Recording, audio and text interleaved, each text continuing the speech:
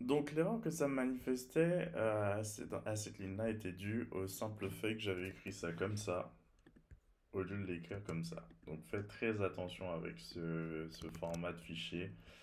Euh, c'est assez sensible à l'indentation et aux espaces et ainsi de suite et ainsi de suite. Donc faites gaffe, des espaces sont inutiles, ne les mettez pas. Et comme ça, vous n'aurez pas de problème comme moi. Donc le fichier est à peu près correct. On va maintenant effectivement essayer de voir si on peut le voir. C'est-à-dire que là, ce que vous faites, alors ça va m'ouvrir une nouvelle page. Hop, hop, hop, ça bondit, ça bondit. Ça m'en ouvre une. Et nous, on va tester localhost. Localhost. Et on a dit que ça tournait sur 80-80. Comme ça, on va voir un peu notre chef-d'œuvre. Et comme vous voyez, il y a un petit problème.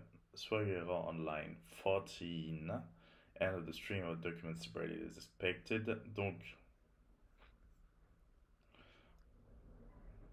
on va un peu voir quel est le problème, tout simplement. Donc, on retourne, on dit qu'en ligne 14, il y a un petit souci. Ligne 14, c'est ça. Donc, je vois pas trop le souci qui est en ligne 14, mais on va redémarrer déjà la chose. Hop, hop, et on va recharger. Et c'est bon. Donc, eShop backend, alors j'aurais pu, je suis pas obligé de mettre un vieux truc comme ça. Hop, hop, hop, hop, hop, hop. Donc voilà. Hop, hop, hop. Donc là, ça sera pas réactualisé, mais c'est pas grave, on a toutes nos informations. On peut tester donc celle-ci. Donc, ça va nous permettre de tester la création d'un utilisateur dans notre base de données. Donc, on va tester avec ça. Tac, tac, tac. Il y a toutes ces infos. C'est cool. Et on va voir si ça fonctionne. Try out. Execute. Et ça semble avoir fonctionné. On va vérifier ça tout de suite dans notre base de données. Comme vous pouvez voir, on a eu un petit cadeau. On va actualiser notre base de données.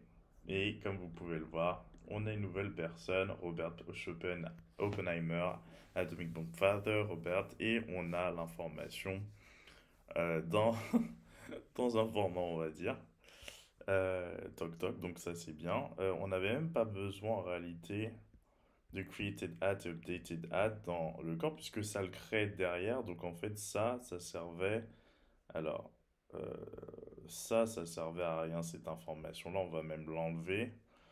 Euh, Quoique l'enlever ça m'ennuie parce qu'en fait dans le schéma je l'utilise aussi pour montrer la personne. Il y a un created add et un updated add dedans, mais on n'est pas obligé, c'est pas une obligation qu'il y soit lorsqu'on crée, puisque notre contrôleur va créer effectivement ces informations. Après, on ne les vérifie pas dans le corps de la requête, puisqu'elles sont créées à l'extérieur du corps de la requête. Après, effectivement, traitement, vérification de l'existence de ces propriétés-ci. Donc, ok, c'est cool, ça fonctionne, ça. Donc, on va juste choper un truc important.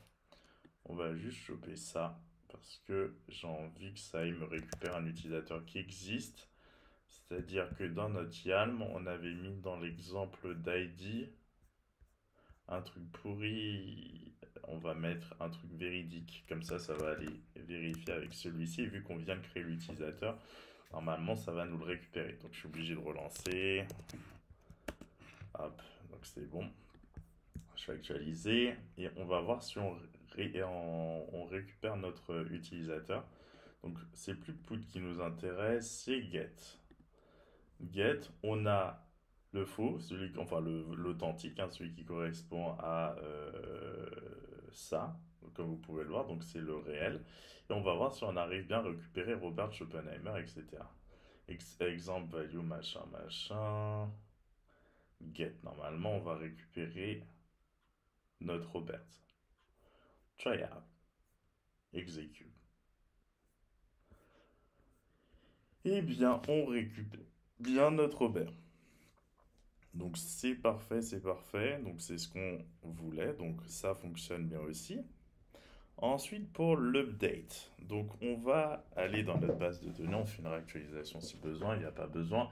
On va changer un peu le mot de passe, on va mettre juste Father, et on va voir si notre update du mot de passe va fonctionner. Father, hop. Et là, ce qu'on va faire dans notre YAML, c'est que pour l'exemple de password, donc j'ai même peut-être pas mis d'exemple, created a password, si Atomic Bomb Father, ça tombe bien. On va essayer de mettre à jour avec effectivement cette information Atomic Bomb Father. Donc c'est parti, on va voir si on peut mettre à jour notre information. Donc nous, on veut passer cette information-là. Actuellement, il n'y a pas ça du tout, hein. Comme vous pouvez le voir dans notre base de données, maintenant, c'est father to court pour le password. Donc, on va voir si on arrive à modifier notre base de données avec ce qu'on a écrit. Execute. Et on va voir ça tout de suite si on réactualise Atomic Bomb Father. Donc on a réussi à mettre à jour notre base de données avec ce qu'on a écrit. C'est super cool.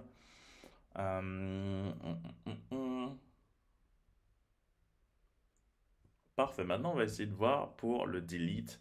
Et comme ça on pourra arrêter cette vidéo sur la fin du CRUD. Donc delete, on va essayer de balancer effectivement Robert Oppenheimer de notre base de données. On try tout de suite, on execute. Ah, là ça a raté, tiens. Alors, hop, hop, hop, je vérifie. Non, ça n'a pas si raté que ça.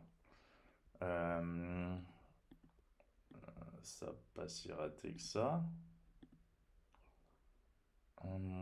C'est pas bon produit, c'est un user. Alors, ça a mis un message d'erreur. On va vérifier ce qu'on a écrit dans notre contrôleur. Ah, j'ai mal écrit, juste j'ai mis 2 T au lieu de mettre un seul T. Ok. Donc c'est juste à ce niveau-là le status, mais sinon ça a bien opéré la modification dans le base de données puisque l'utilisateur n'existe plus. Il est plus là. Donc c'est parfait, je vais juste vérifier, modifier la connerie. J'enlève un T et c'est parfait. Donc tout fonctionne. Merci d'avoir suivi cette petite vidéo sur le CRUD. Je vais faire de mon côté le CRUD de product. Non, on l'a déjà fait le CRUD de product. Donc déjà, je vais juste contrôler que j'ai pas la même erreur pour le delete à ce niveau-là. Si, hop, c'est fait. Et donc tout fonctionne aussi pour product. Je vais juste faire le YAML du product. J'espère que ce sera pas trop long. Au pire, je le fais pas. Et je fais du testing différemment.